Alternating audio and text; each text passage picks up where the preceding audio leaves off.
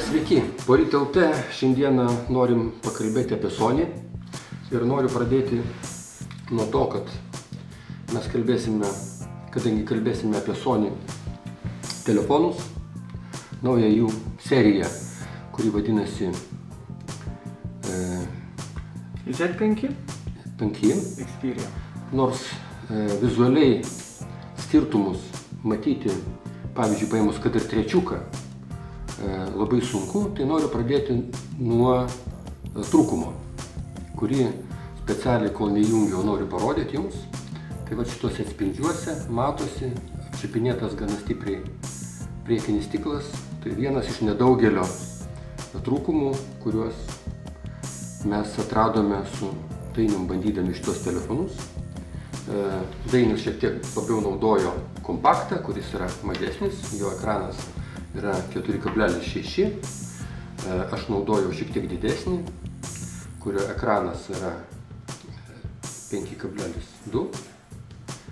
Tai kompaktas yra šiek tiek storesnis, va, rodau, už Z5 standartinį. Ir tai vizualiai greičiausiai vieninteliai skirtumai, dėl to, kad jie yra labai panašus. Ir kaip du broliukai, vienas didesnis, kitas šiek tiek mažesnis. Dainiau, pasakok, tu gana jau nemažai, virš mėnesio tikriausiai bandėjai šitą kompaktą. Beje, kaip ir šitą didesnę versiją, teko savaitę su truputėliu maždaug pabandyti abu aparatus. Tai aš galbūt atkreipsiu dar dėmesį, kad ne tik broliukai, reiškiasi, panašus savo mygtukų išdėstymais, reiškiasi, bet yra šiokie tokie skirtumai, tiesa, jie labai nedideli. Man asmeniškai čiupinėjant rankose, tas šiek tiek storesnis kompakt modelis atrodo bent jau vizualiai ir fiziškai tvirtesnis. Tas jausmas toks yra matyti ir dėl to, kad plonumas, reiškiasi, ir lengvumas sąlyginis didesnio, leidžia pagalvoti, kad jis galbūt šiek tiek ir trapesnis. Nesakyčiau, kad taip yra, bet pavyzdžiui, netgi tokios smulkmenos kaip dangteliai, kurie uždengia microSD kortelę, reiškiasi, ir SIM kortelę. Taip pat čia yra šiek tiek, jeigu pasižiūrėsime, lyginant su ankstesnėm versijom, atrodo šiek tiek tvirčiau. Pats laikiklis, bent jau toks jausmas yra. Nežinau, kiek iš tikrųjų ilgiau naudojant laikys. O kompakt versijos tas tvirtesnis dangtelis galbūt šiek tiek ir atrodo vėlgi stipresnis negu Z5. Štai galima pasižiūrėti iš arčiau. Čia atidarytos yra nišos, tarp kitko, uždengiant jos uždaro ir abudu šitie telefonai turi IP68, kitaip tariant, jie apsaugoti yra nuo vandens kaip ir anksčiau. Ir šįkį jau pradėjome apie mechaniką kalbėti. Mes stebime šituose telefonuose jau USB jungti be dangtelio.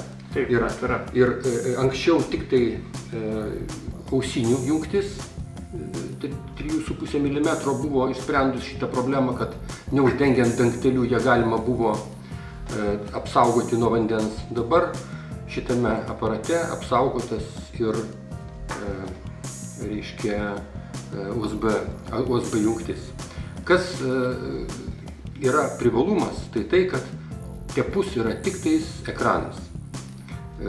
Daugelio telefonų yra tepus, kai kurių, dabar nenoriu išskirti to, yra mažiau tepus, nes naudojamos specialios oleofobinės dangos ant stiklo, kad jis netaip apsičiupinėtų, bet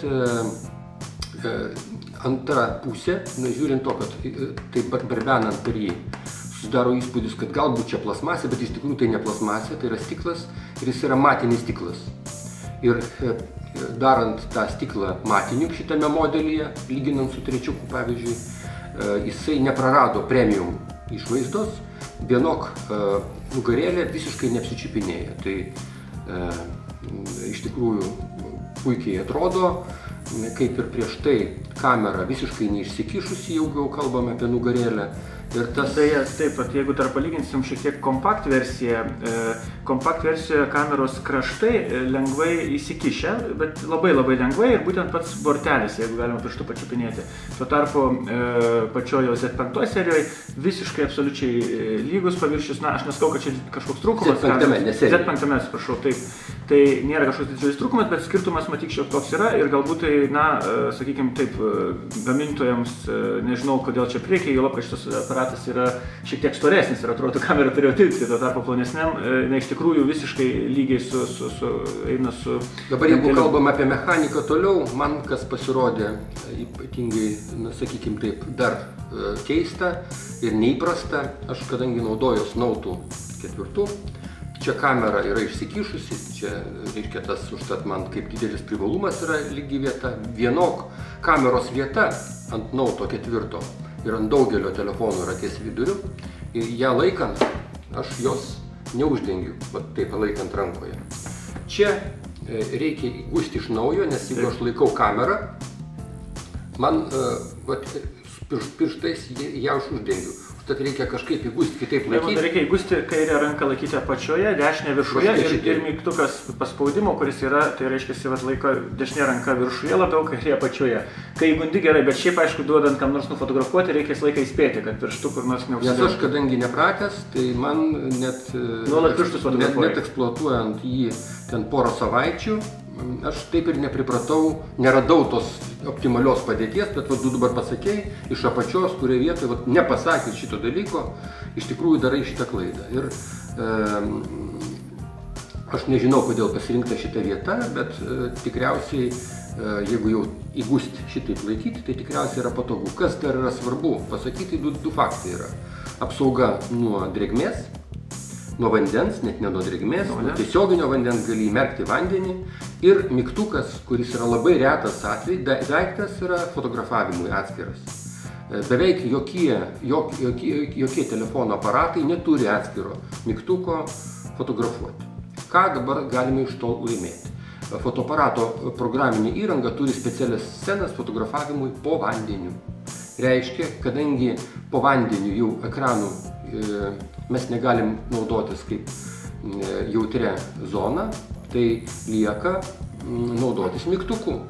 Ir mygtuku naudojantis galima fotografuoti po vandeniu, kas yra ypatingai keistas daiktas, nes netgi geri fotoaparatai, kurie šiaip norėtųsi karts nuo karto, jeigu tenka nardyti, tai padaryti tokius įspūdingesnius kadrus, pamačius, specialiai pirkti dėžutę, kuri kainuoja brangiau už fotoaparatą, apsaugančią nuo vandens, lyg ir nekyla ranka, o tokiems retiems atvejams, jeigu fotografuoti norite epizodiškai po vandeniu, tai visiškai keistas toks scenarijus Sony telefonų panaudojimu. Tai kadangi jisai 68, IP68 apsauga įgalina ir apsaugo jį gana stipriai, tai čia yra puikiai savybė.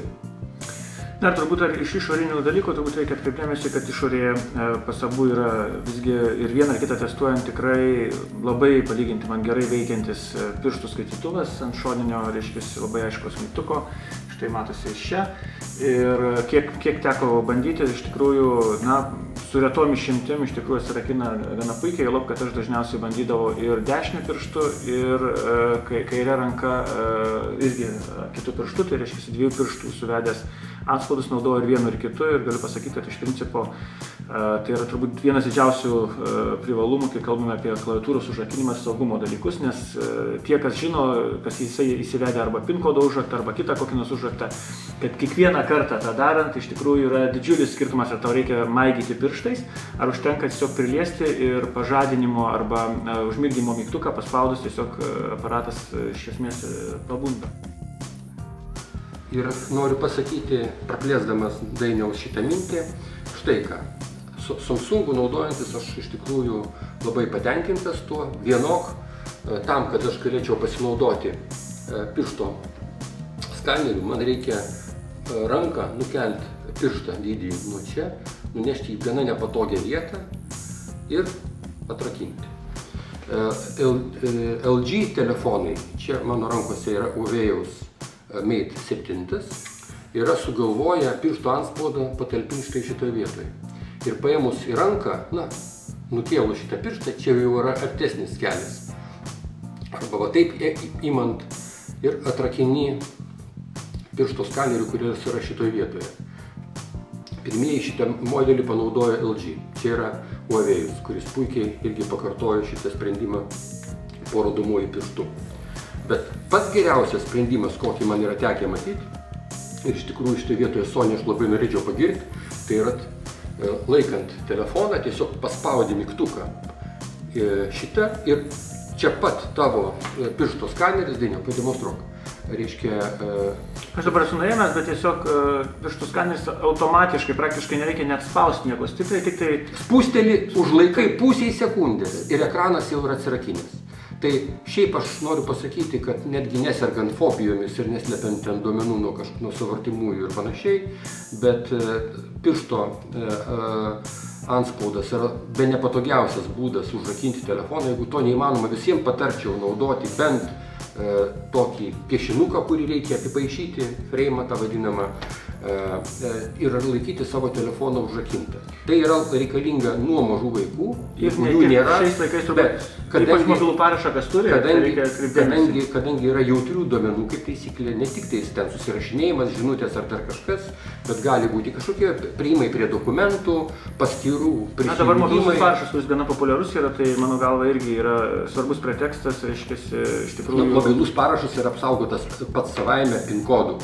Bet reiškia, jau jungiantis prie to dar reikės PIN kodo, bet tai čia yra ne tiek svarbu, bet pavyzdžiui, visi prisijungimo paskyros visos, kurios yra slaptažodžiai, jie gal nesimato, bet prisijungti gali, jau paėmęs užtat, daiktas tampa labai jautrus duomenų nutekėjimui ir užtat jį reikia būtinai laikyti uždarytą nuo netyčinio pametimo, palikimo, kad tokio nesankcionuoto jo prisilietimo, ir dėl to užrakinimo būdas ir atrakinimo būdas su piršto antspaudu yra bene greičiausias ir patogiausias šiai dienai rinkoje, o šitame gaminyje yra tikrai ypatingai patogu ir lyginant su populiariuoju standartu, nes pirmieji panaudojo iPhone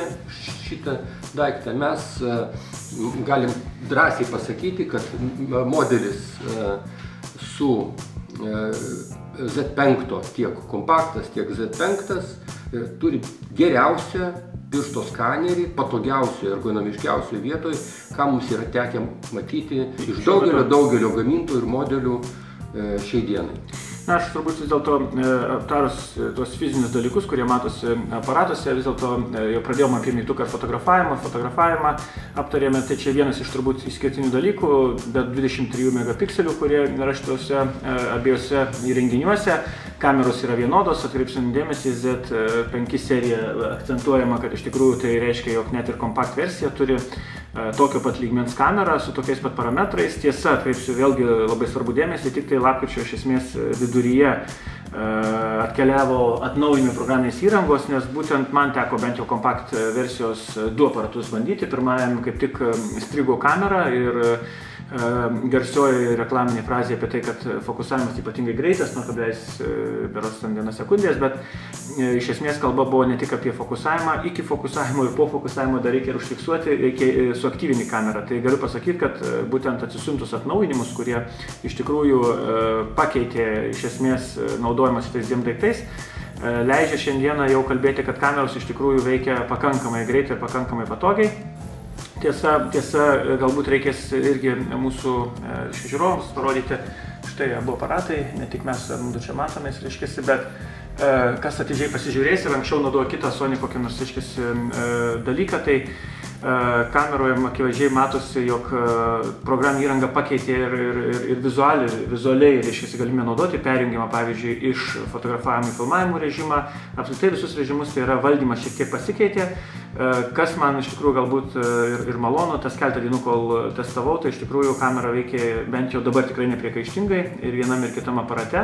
Tai panašu, kad Sony problema, išleidus 2 puikius dalykus pradžioje, neišsprendus kai kurių programinių klausimų, šiandieną bent jau atrodo dabar yra išsisprendę ir man atrodo tai yra esminis dalykas ir galbūt ateityje, paleidžiant tokią naują seriją, iš tikrųjų reikėtų padirbėti, kad vartotojas, mokėdamas pakankamai nemažą kainą už aparatus, nejaustų to diskomforto, kai kokia nors programėlė iš tikrųjų šiek tiek stringa. Tai mat, Dainiau, į mūsų rankas patenka bandomieji modeliai, kurie dar nėra komerciniai. Ir kai daiktas jau patenka ant prekystalių, paprastai šitos problemos jau būna. Kompakt versija, galiu pasakyti, kad kurį laiką, jeigu lapkričio vidurį imsime, tai rinkose pasirodė berods rugsėjo gale, tai apie mėnesį laiko galėjo turėti tokių trūkumų. Tiesa, atnaujinimai, atkreipsiu dėmesį, ir Sony atėjo ne vienas ir ne du, atsinaujina jų Sony, reiškia, programinį įrangą, bet aš tiesiog norėčiau grįžti labai stipriai prie apskritai standartiškai androidinių programėlių naudojimo, todėl kad tai yra ne mūsų tema.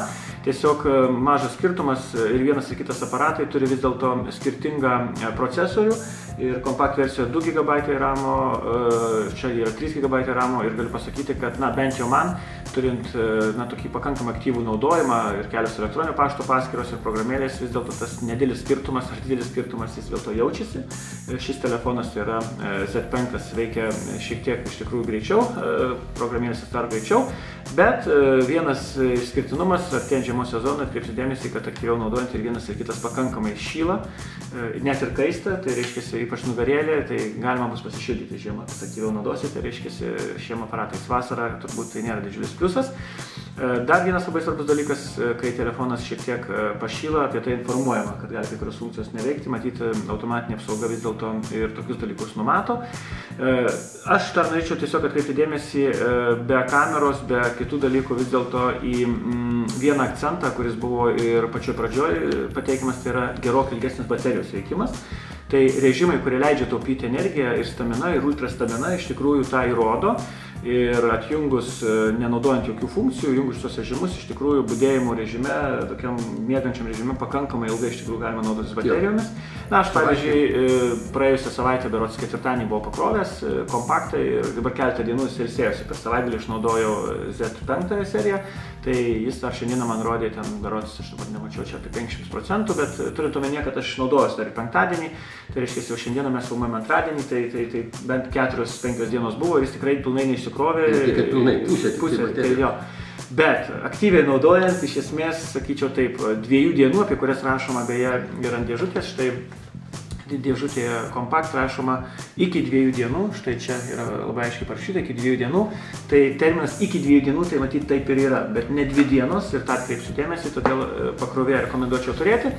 Bet vėlgi privalumas naudojant originalų pakrovėją ir pakankamai greitai įkrovimą, galiu pasakyti, kad iš tikrųjų net ir ryte prabudus, jeigu nespėjai krauti per naktį, pusvalandžiui namuose, kol reiškia užtrunki išgerti kavos puodelį, susitvarkyti, pakrauti pakanka telefoną, kad visą dieną galėtum jo naudotis. Tai yra pusės valandos, reiškia, rytinio krovimo arba kokio kito leidžia gana efektyviai ir ilgai naudoti. Dabar noriu grįžti prie kamerų.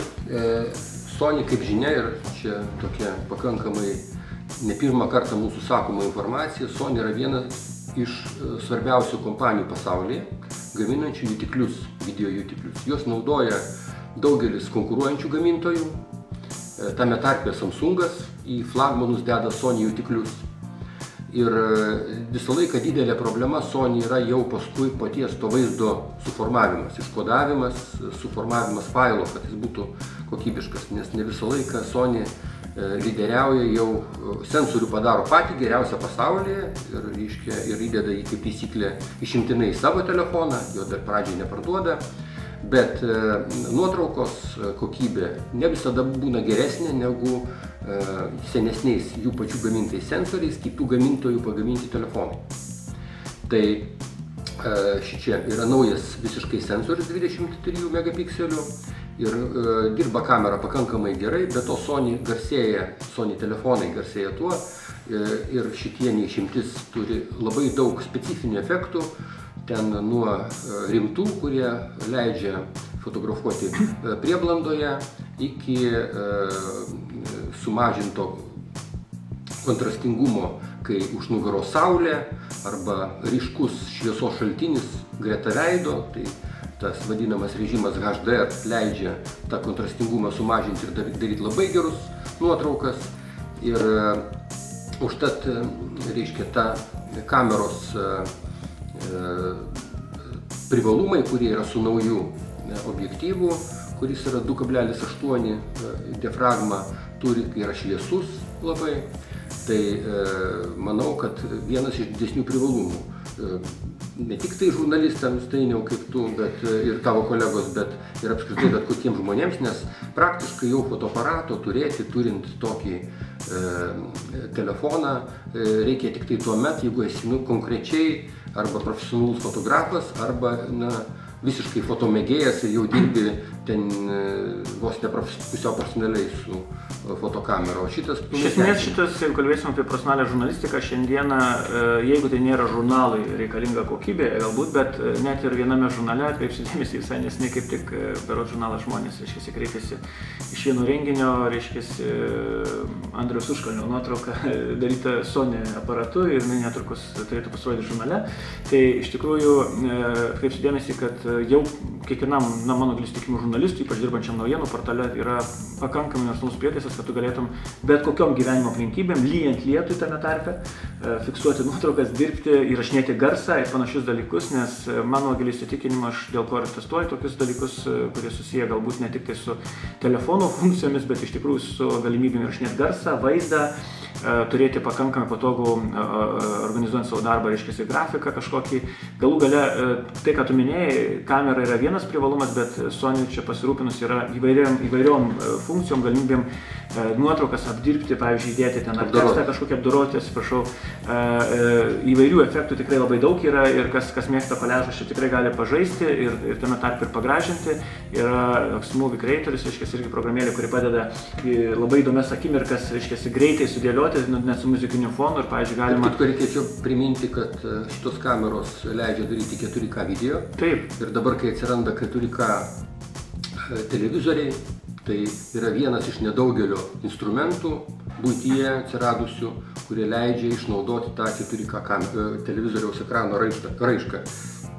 Nes praktiškai 4K vaizdą suformuoti su kuo yra problema, nes jeigu kamera yra nupirkta netgi dabar, tai toli gražu nedaugelis videokamerų gali daryti 4K vaizdą. Šitas telefonas gali. 4K gali ir kas visai tikrai man bent jau labai patinka, aš pats dalyvauju dažnai renginiuose, ta pati Movie Creator programėlė, reiškia Sony aparatuose, kur yra, jinai padeda labai greitai automatizuotų būdų, jeigu, pavyzdžiui, renginį fotografuoji pakankamai daug nuotraukų, vieną kitą video nusifilmuoji, tai nelaukiant, kol tu grįši į redakciją, padarysi iš to iš tikrųjų kažkokį reportažą, automatiniu būdu atrenka tam tikrus kadrus, iš tikrųjų sudeda į minutę, kartais mažiau šiek tiek, yra uždedamas muzikinis fonas ir, pavyzdžiui, va štai visiškai nuostabiai paspaudus, reiškiasi, iš kokio nors renginių gali turėti galimybę jau, reiškiasi, iš karto padaryti tam tikrą video.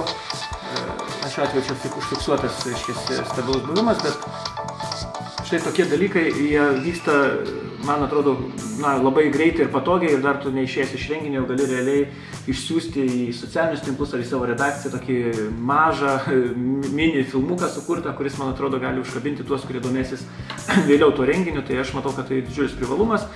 Ir tai, ką tu minėjai dar galbūt su tą pačią kamerą jau kalbant, tai man atrodo, apskritai šiandieną kalbėti apie tokio lygmens kameras galima su tam tikrų pavydo, todėl kad dar prieš keletą metų iš tikrųjų negalėjai net pagalvoti apie tokios kokybės renginių fiksavimą, pavyzdžiui, akimirkų fiksavimą ir galimybę dalintis. Tai aš tiesiog atkreipsiu dėmesį, kad net ir kompakt versija jinai visiškai nieko nenusileidžia ir turi tam tikrą privalumą, todėl kad yra gerokai mažesnis daiktas ir aš, pavyzdžiui, asmeniškai turiu privalumą, štai galima įsidėti į Bet galbūt ta šiek tiek mažesnė operatyvinės atminties kiekį kompensuoja šitame telefono aparate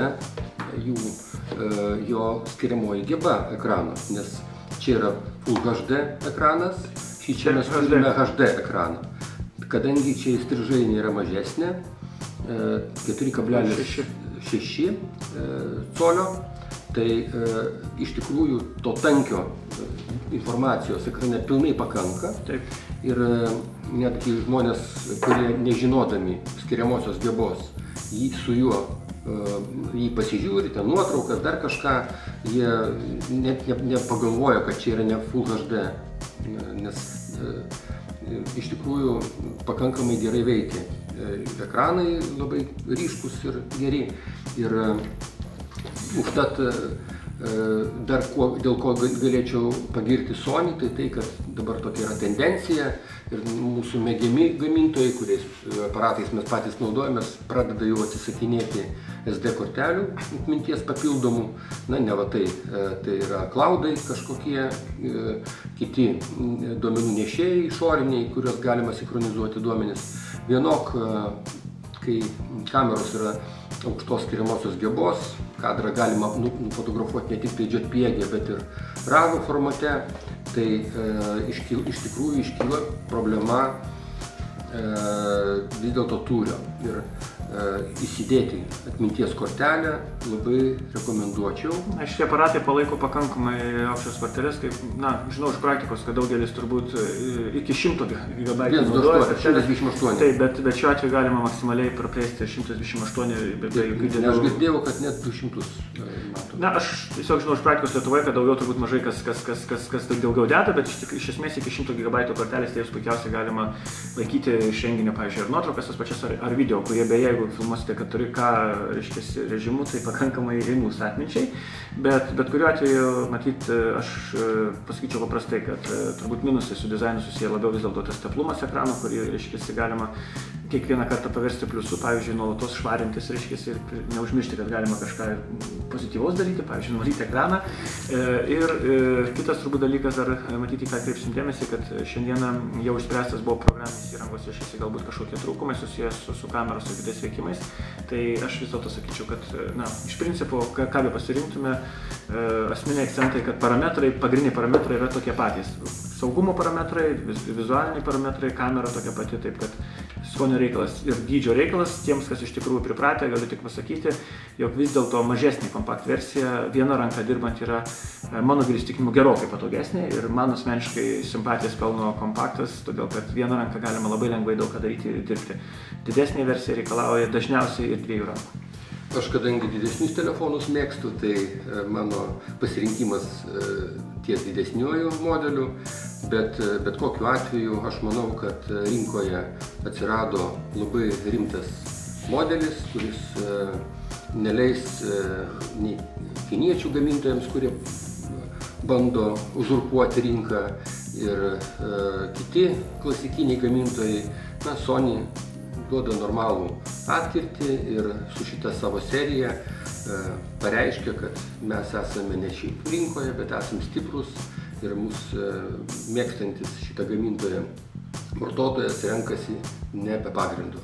Ir dar trumpa detalė, besirenkantieji šios aparatus turbūt atkreips dėmesį ir į kainą. Tai pasakysim, kad rinkoje šiandieną kaina turbūt vėlgi nėra stiprioji pusė, nes tai yra pakankamai brangus aparatai, nepaisant to, kad kokybė, bent jau surinkimo kokybė, kaip atrodo, vadinama geležis, atrodo pakankamai kokybiška, bet tiem, kam rūpi kaina, matyti, tai gali būti vėl rimtas iššūkis. Mes prie šito aparato programinės įrangos dar grįšime, nes jinai turi ir savo tą tokią bendrą apvalkalą, tai nėra standartinio Androido vaizdas, kurį įjungus matai, ir yra daug papildomų programėlių, kurių dalis aišku nereikalingos, bet ta dalis, kuri reikalinga, yra iš tikrųjų labai vertinga, tai mes apie tai galėsim pakalbėti kitus kartus. Iki kitų pasimatymų po Ryt.lt. Iki.